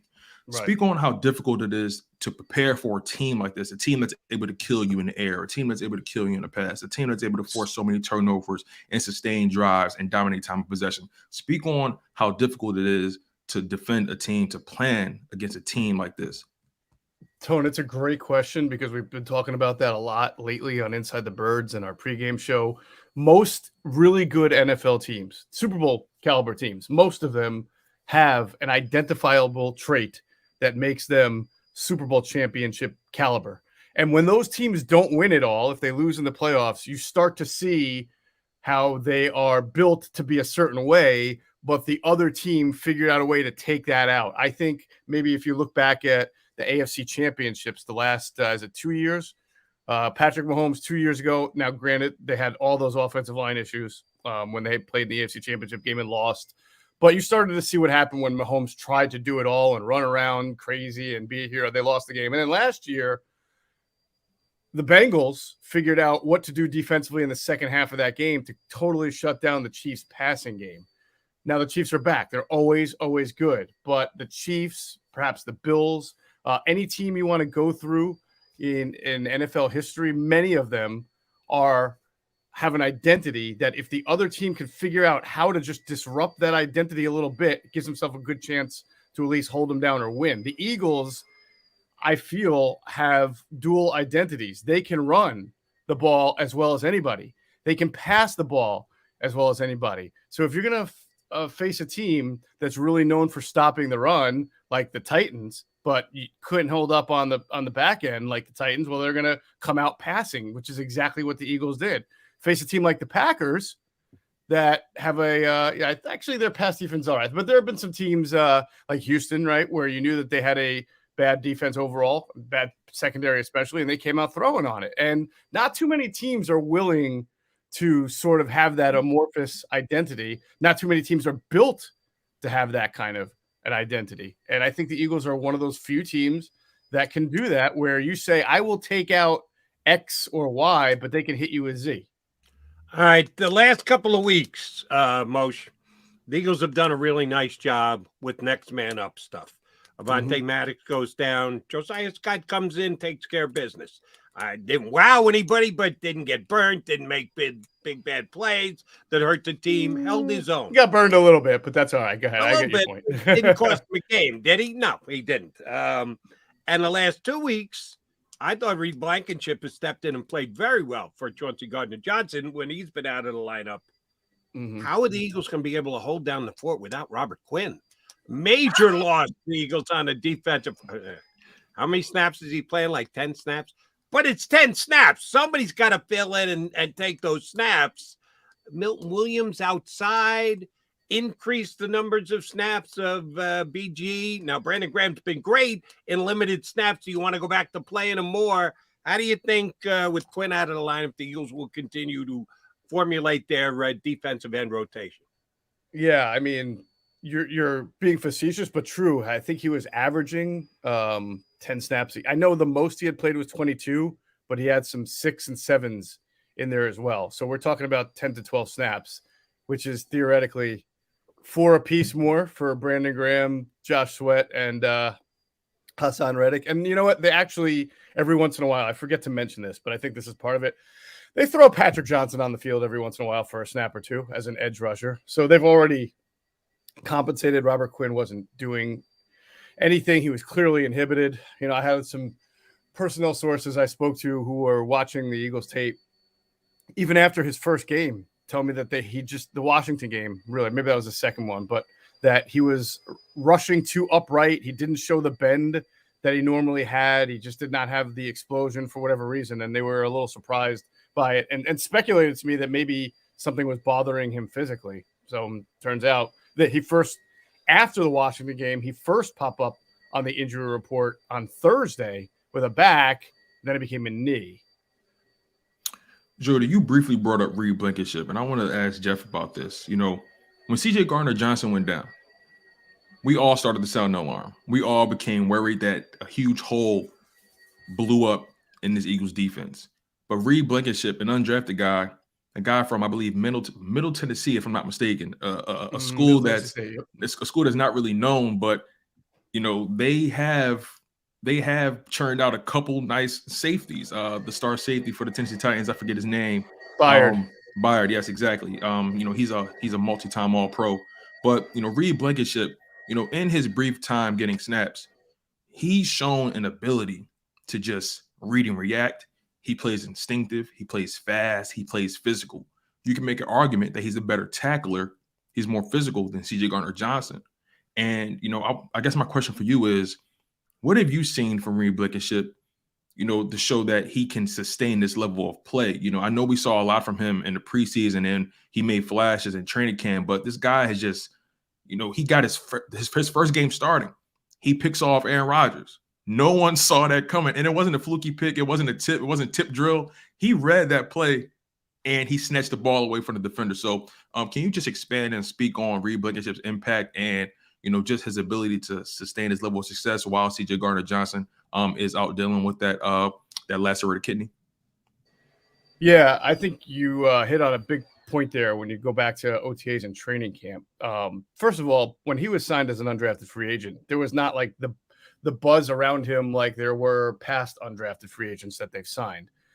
He faced a very uphill battle. And if you can go back to camp, there was a lot of excitement buzzing about the idea of Jaquiski Tartt getting into the starting lineup and kicking Anthony Harris out of a job. Well, it sort of became half true. Anthony Harris got kicked out of a job, but was not by Jaquiski Tartt, who was kicking himself out of a job. So think about right then and there just how far Reed Blankenship had to come to make the 53. You had Epps, you had Harris, you had Jaquiski Tartt, you had Kavon Wallace, and I think I'm even forgetting. Oh, they were moving Josiah Scott at the time. Sasha Ray. And Andre Chachre, right. So that's 6 guys right there. But we noticed pretty early on in camp that he was getting some third-team reps with Jaquiski Tartt, and then pretty early second-team reps. And then there was a time in camp where Tartt left for personal reasons. And you started to get that sense in talking to people that there was something not right with Tartt and trying to learn the defense or acclimating to Philadelphia. It just wasn't going right. And then obviously toward the end of camp, Blankenship still started to see second-team reps. So we could see right then and there, and the coaches would be asked about it, that they felt that he was smart, he was instinctive, he knew the position well. So that's really where his sort of rise began. And to your point, because we said the same thing, while he's not nearly the playmaker that C.J. Gardner-Johnson is and has been for the Eagles, the fact that he is a natural safety who is used to coming up into a gap and taking on a tackler, and you saw that in the Green Bay game, you saw it in the Tennessee game, he takes the angles and the pursuits that someone like CJ doesn't have as much experience with. CJ really struggles in run defense, more so when that ball carrier gets through into the second level and takes like an angle at him. That's not where he wants to get his work done. So, but for Reed, he has a little bit more experience there. So yeah, I think in a very small way, he helps the defense out from a run defense standpoint. And that's been great for him. And we'll see what happens with his future. Obviously, you cannot replicate, nor do you not want to not have CJ Gardner back at that spot with all the playmaking that he's given the Eagles this year.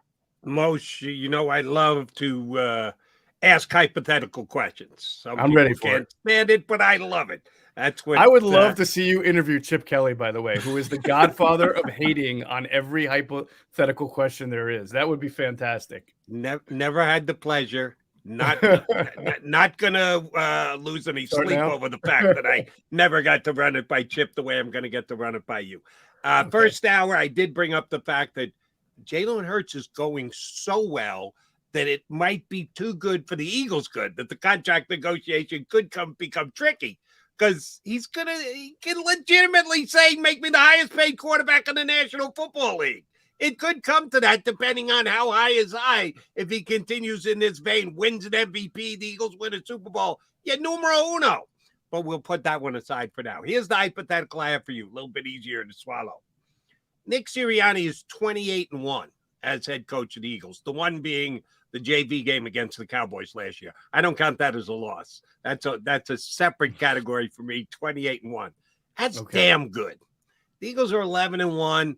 Let's say they keep rolling and go to a Super Bowl, maybe win a Super Bowl.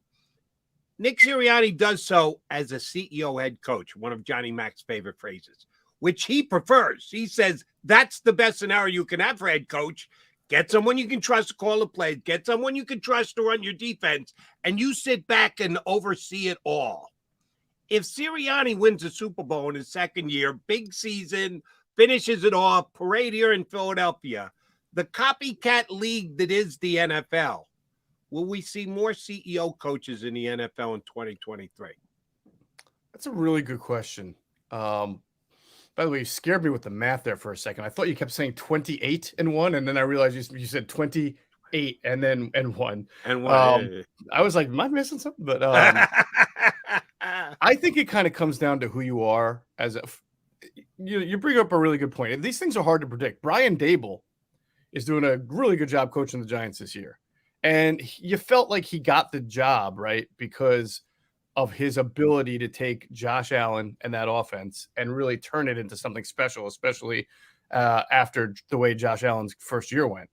And it wasn't just that it was a good offense. It was well-designed. It was disciplined. It was diverse with its route concepts. But I was fascinated when he hired Mike Kafka, who was kind of considered a future head coach and an expert play caller himself. And then I was even more fascinated when Daboll said he was going to be the CEO head coach, because sometimes without being in the meetings, Jody, you wonder, do the owners hire guys because they think that they are CEO head coaches or because they're great play callers? Did Mark Davis hire Josh McDaniels because he thought he could connect with the last guy on the roster? Or did he hire him because he thought he was going to take Derek Carr and Devontae Adams and out-scheme everybody to death, which hasn't really happened the way So it's a great question. It is a copycat league. For a while, it seemed like all the coaches who were hired for play calling and did that. Doug Peterson being a good example, Sean McVay being a good example. But like Pete Carroll has always been a CEO style head coach. Belichick's been a CEO style head coach. Andy Reid, more than people realize, has been a CEO. He has given up his play calling going back to his days with the Eagles many, many times. And he claims to not call all the plays now. He doesn't give it away forever, but here, take it for a bit, and then I'll take it back at a later date. He's a micromanaging CEO. Exactly. But I think it's just about who you are. Obviously, Jeffrey Lurie did not hire Nick Sirianni to be a play caller because Nick Sirianni wasn't even the play caller in Indianapolis. Mm-hmm. So it was natural for him to come here and be a CEO head coach. And Jeffrey Lurie doesn't look for that. He looks for vision. He looks for connectivity. He looks for the emotional intelligence. He looks for the guy who's going to treat the 53rd guy on the roster the same way he treats number 1 and number 2 guy. And not everybody functions that way. And that's why, sometimes you miss out on guys. He had interviewed Arthur Smith and some other guys who took jobs before he settled on before he decided on Nick Sirianni. So, but again, it's all about what the owners are looking for and what reaches them the most, I think. My point real quick is if you're an expert play caller, I don't think you're going to sit down with an owner, right? And if you're known for that and say, oh, I just want to be a CEO, you could, maybe that's what Brian Daboll said. And maybe that Giants ownership appealed to them. But I don't know enough because I'm not in those meetings to really know. Yeah. Along with trying to find a coach with a vision, you want to find a coach that can bring the best out of your quarterback. And Brian Daboll has shown that he can bring the best out of Daniel Jones, so, a level of confidence that we didn't think was there, right? Yeah. And it makes me think about Jalen Hurts and what Nick Sirianni was able to pull out of him, Shane Steichen, Brian Johnson as the quarterback coach, even Tom House in the offseason, and then Jalen Hurts' own willingness to focus on his flaws. I say all that to say no one saw Jalen Hurts coming in this way. Everyone knew he would improve. I think we all can agree that Jalen Hurts was going to improve from last year. Mm-hmm. But the jump that he took, the level he's playing at, the fact that he's an MVP candidate, I don't think anyone had their money placed on that bet. So I have to ask you, Jeff, based off everything you've seen, everything you've evaluated, as long as you've talked about this game, covered the Philadelphia Eagles, what's this man's ceiling? Is there even a ceiling in sight right now? That's a great question. I mean, there sort of has to be, because I don't know how many more things he can do that much better. I mean, every quarterback can improve in certain things, and I can sit here and get nitpicky and talk about certain route concepts or, more stepping up into the pocket than into the side. But that's just picking apart little bits. I would say he's already proven he can be a very good quarterback in this league. Maybe another year like this or two, and you start to consider him the best, top 2, top 3, whatever. I mean, that list changes every year anyway. Like, people say Josh Allen's the best quarterback in the league right now, and I think he's great. And I say, what did Patrick Mahomes do to lose that title? Just by not winning to the Super Bowl or losing in the AFC Championship game where Josh Allen has yet to be. So it's strange to me. But, I mean, you can put Jalen Hurts anywhere among the top 5 to 10. And if he continues to do what he's doing like this, then he can certainly wins the Super Bowl or more. He'll have the right to say that as well. I think that the next level thing is just seeing, can you sustain this for year after year? And just like a Mahomes or just like an Aaron Rodgers or anybody else, when you lose, the Eagles are not going to be able to put together a 53-man roster this excellent every year. Sometimes they get a little bit lucky. We can go through all the moves that they've made that were plan B, including Jalen Hurts, by the way, that turned out to be plan A, that just worked out in their favor. And it led to this 53-man roster. So when, like Brady has done, like Rodgers, like all the great ones, Mahomes without Tyreek Hill, when he eventually loses players, when that offensive line isn't the most elite in the league all the time, will he then be advanced enough to still keep the team competitive and Super Bowl worthy? That'll be a question for, I guess 2, 3, 4, 5, 6 years down the road.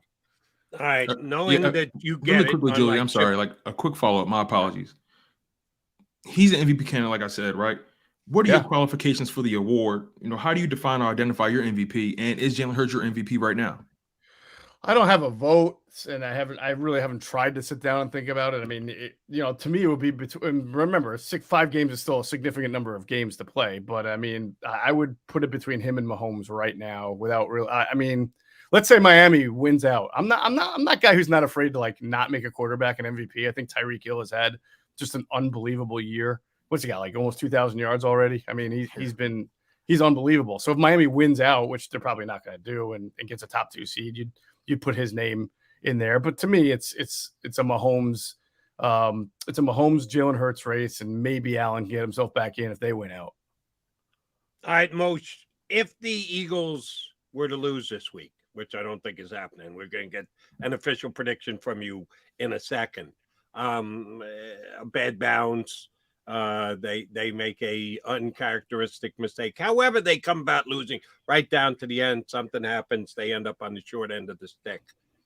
They've only had 1 loss this year. Bounced back quite nicely after that Washington game, taking care of business and getting right back on the right track.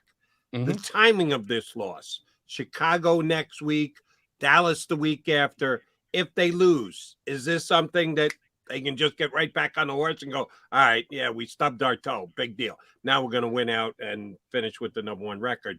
Or could this be the kind of loss that could lend itself to issues going forward? I know, another hypothetical, that's what I always ask. But if they were to lose, is something that's easily put in the rearview mirror or something that could be problems?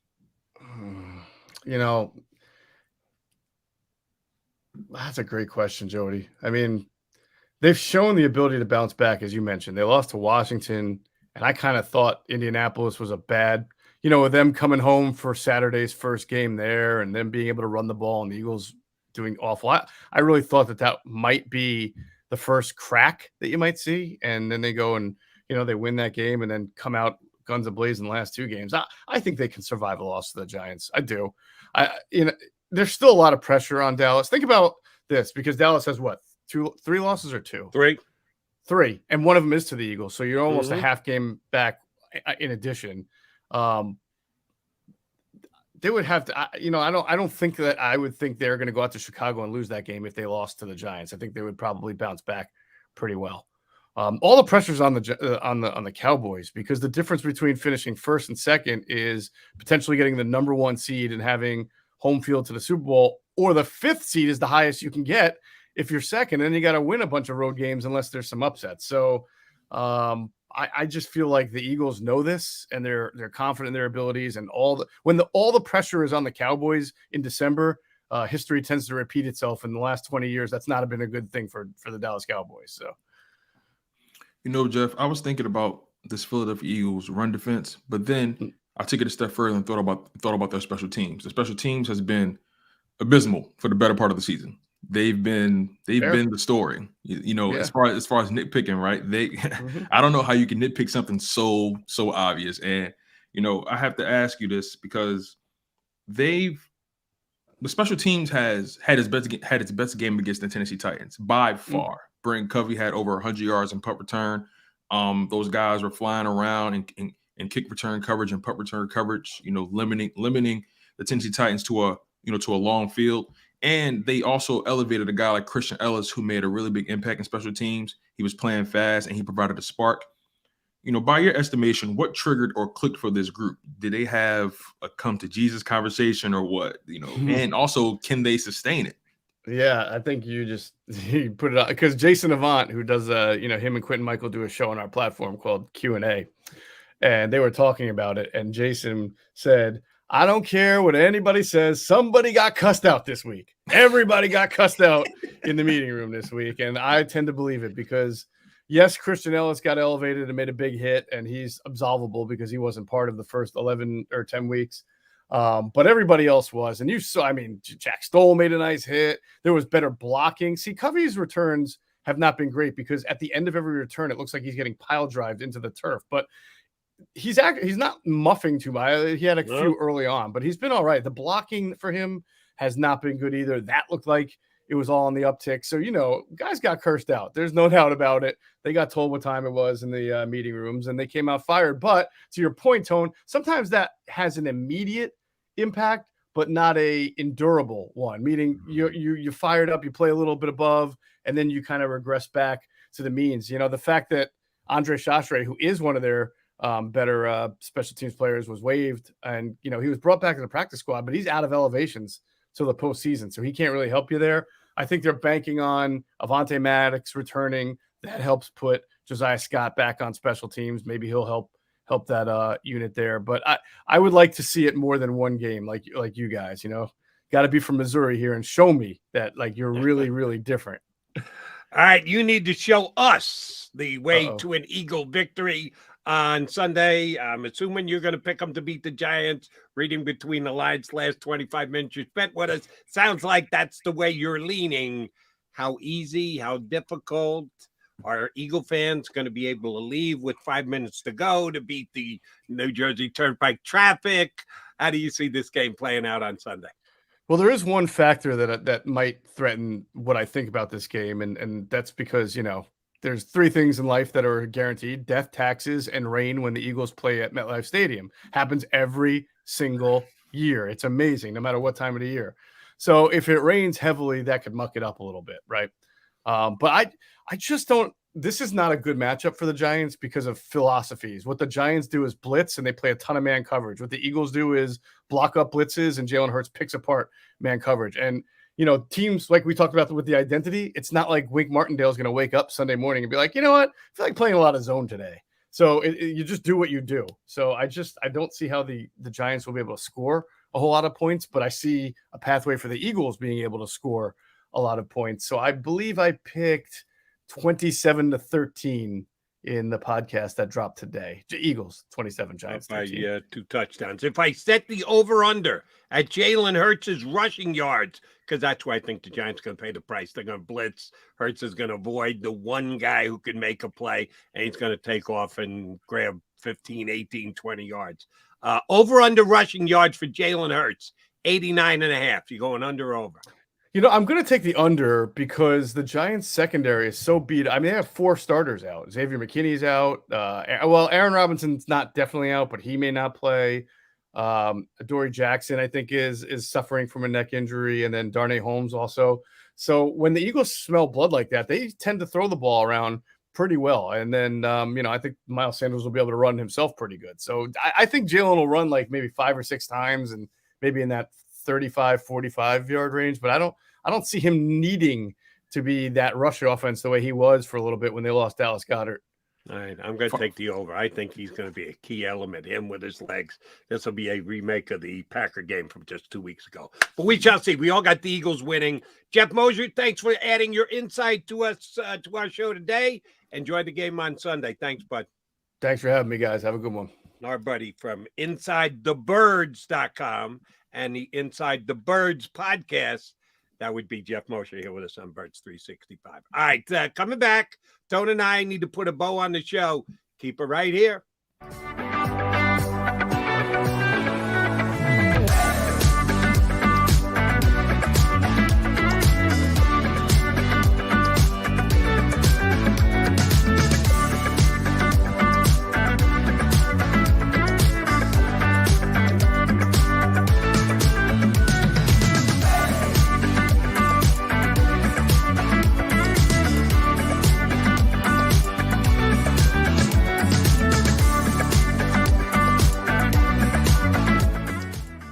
At Pond Lehocky, we've recovered billions of dollars for our clients, and we're confident we can do the same for you.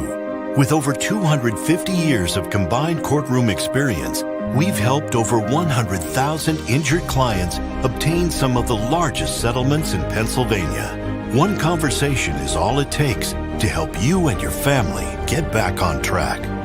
If you've been injured in an accident, give Pond Lehocky a call. Jim Gardner is an icon. A Philadelphia treasure. He's a mentor, a pace setter. Jim is my North Star. He's trusted, revered. Appreciated. He is Action News. He's compassionate. Honest. And fair. He is extremely dedicated, Motivated. And always seeking the truth. He's also funny. We are a team of many. Jim Gardner is our leader, and we're lucky to have him. Go passionately. Go fearlessly. Go confidently. Go Birds! Go confidently towards your goals with First Trust, Philly's hometown bank for nearly 90 years, and the official bank of the Philadelphia Eagles. We're focused on getting you over the goal line. So go with conviction.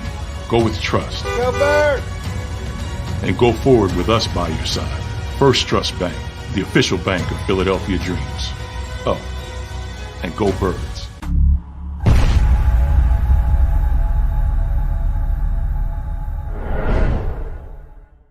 We all know that taxes are just part of life. It's true during our working years, but also in retirement. But what you might not know is up to 85% of your Social Security benefits might be taxed. Our team at Thrive Financial has helped retire thousands of people across the Delaware Valley by asking questions they never knew they needed to ask, including how their Social Security benefits might be taxed. It's time to be proactive on taxes. Get your Thrive Retirement Tax Playbook today.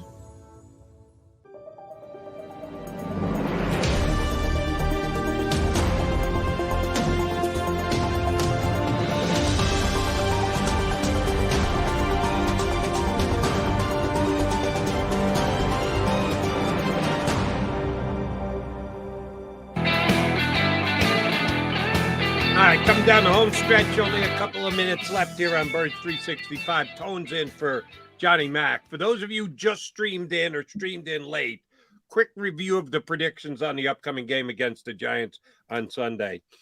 We had Paul Domowitch on in hour number one. He said Eagles 31-14. You just heard Jeff Mosher. If you didn't do it, Mosher had it 28-14. So both Mosher and Damo had the Eagles giving up only 2 touchdowns. Johnny Mac, before he went over to cover Nick Sirianni's press conference, had a 31-18 Eagles. This Mac man's got the biggest blowout of them all. I've got him 31-10 Eagles. So they don't get the 5 touchdowns they've gotten each of the past 2 weeks, only 4, but they hold the Giants to just 10 points. So we need one more prediction. Yeah, it's on you, Mr. DeShields. How easily or closely do you have the Eagles beating the Giants this week? Or are you going to shock the world and pick Big Blue? Hey, Jody, it's Friday. I'm feeling pretty brazen. So I got the Philadelphia Eagles winning this game. And I have it getting out of hand pretty early. 38-17, Philadelphia Eagles win. 38. Ooh, you got the biggest point total. Yeah, I think this game just gets out of hand. Like Jeff said, it's just a matchup nightmare all over the field. And we saw what A.J. Brown did against that weak Tennessee secondary. We saw what Devontae Smith did against those guys. Jalen Hurts is, I think, I don't know what it is. I think the Tennessee Titans game was the first step to Jalen Hurts putting the MVP debate to bed. I think this final stretch of games, he's about to strike lightning. I really believe that. So here's the key question: if you got the Eagles scoring 38 points, all 5 offensive touchdowns, or is there a defensive score in there? Yes. Is there a special team score in there, perchance? Yes. I say James Bradberry has a pick 6. All right, you're going with pick 6 from Bradberry. I'm going to check the wagering websites. If there is a wager on will James Bradberry get an interception, if it's offered, I will be playing yes, because I'm with you. I don't know if it'll be a pick 6, but I'm going to predict and wager that he does get a pick. We're all picking the Eagles.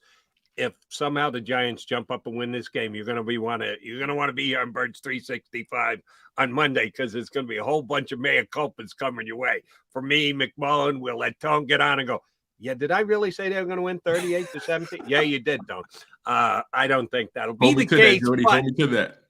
We will hold you to it, and we'll have to take our absolute shots across the bow, because everybody's picking the Eagles to win this week. We'll find out if that's the case on Sunday. Be here for all your JAKIB media coverage over the entire weekend, pregame, postgame, everything else.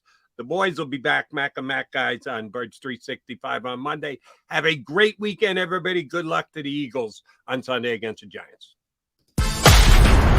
You've been listening to Birds 365, the destination for the passionate Eagles football fan who bleeds green. If it's Eagles football, we're talking about it. Debate, inside the locker room, and guests that are some of the greatest football minds from around the region. We hope you enjoyed the show. We know we had a blast. Make sure to like, comment, and subscribe, and we'll be back soon. But in the meantime, hook up with us on social media at JAKIB Sports. See you next time on Birds 365.